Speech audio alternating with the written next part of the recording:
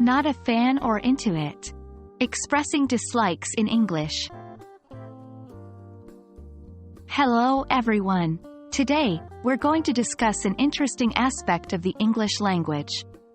We'll learn how to use not a fan of to express our dislikes or aversions. This phrase can be an important tool in your conversational English arsenal.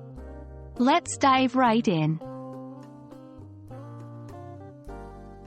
The phrase, not a fan of, is used to politely express that you don't like or don't enjoy something.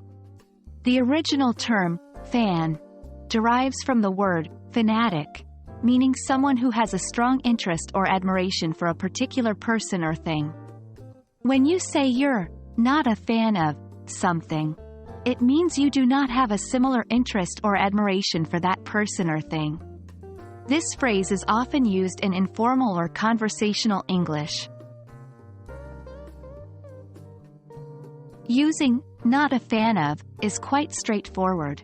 It is generally followed by the thing or person you don't like. For instance, if you don't enjoy eating broccoli, you can say, I'm not a fan of broccoli. Here are a few more examples. I'm not a fan of action movies. She's not a fan of loud music. We're not fans of waking up early.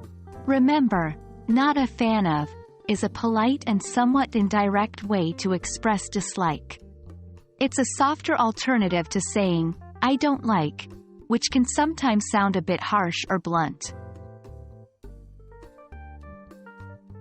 Just like many other English expressions, there are variations of not a fan of. You could also say, I don't particularly care for, I'm not really into, or it's not really my thing. These phrases all convey a similar sentiment. Here are some examples. I don't particularly care for cold weather.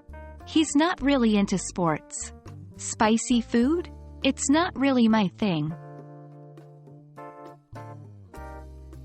That's it for today's lesson, everyone.